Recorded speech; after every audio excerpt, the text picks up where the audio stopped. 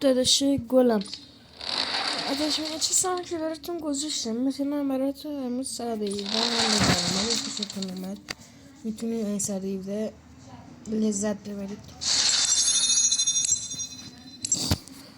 اون 117 واقعا چجوری بهتون میگم خیلی خوبه و من از گان هرچی بگم کم گفتم و اشتباهی مکسین که کشیدم و آره دیگه این گان واقعا تصمیمش خوبه.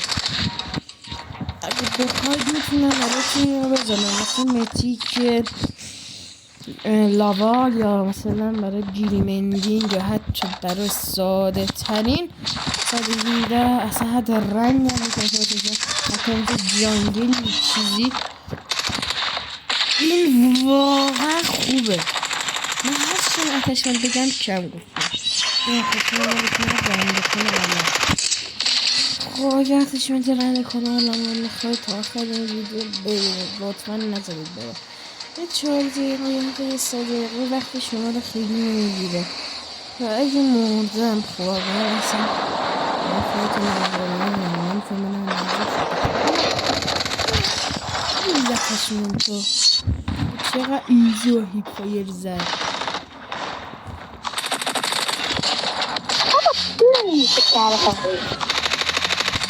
خیلی قشنگ میزنه این گان. این که قشنگ ترین اتچمنت هایی داره که من تا به حال تو من چیدم. من هیچ یوتیوبری کپی نرفتم این اتچمنت حالا هر چی میخواید بگید بگید این واقعا اتچمنت خودمه.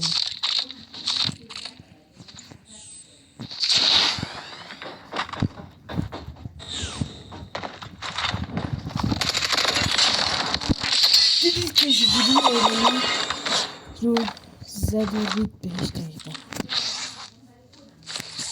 من تا اصلا هیچ گانی و یا عمل فج چیه اسنایپر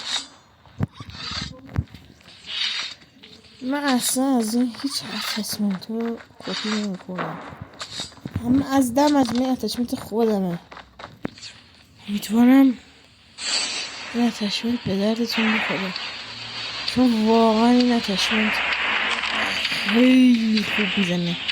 یکی از خوبیت های اتچمنت اینه که وقتی این اتچمنت رو بگیری چه دور چه نزدیک همه چیش میتونی استفاده کنی که فایلشه و ایمش این گان عالیه یعنی که انمیش عالیش پول بود یا مثلا انمی دیگه رو چجوری رنده کرد.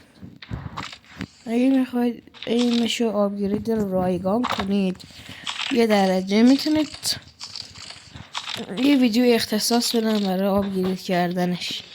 من ایمش یه خورده دستگیر کردم کم مثلا هممون میتونیم این کارو کنیم بدون هیچ چیزی یعنی اونقدر خفن که نه دیگه مثلا مثل بعضی یوتیوبرها که مثلا آپگریدشون کنن کلی خفن مثلا بشه و رنگ کنه ولی این با آنگاه اتچمنتش خوب هست خودش رنده کنه باک خودش رنده کنه دیگه نیازی به آپگرید نیست. ایمشو آپگرید دارم میتونم یه خورده فالوور جمع کنیم چون من شرایطی که بخوام بازی کنم خوب نیست عادی بازی میکنم خیلی عادی ببین یعنی توی دونم یه اکانت معمولی دارم خیلی هم پروپلیر بروکن نیستم.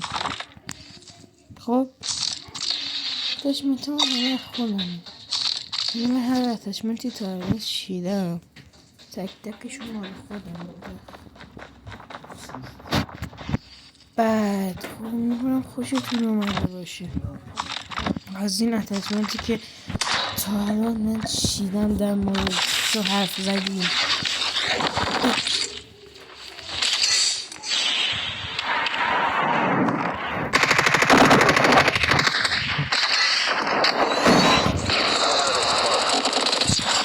که اتچمنت چی کار کرد.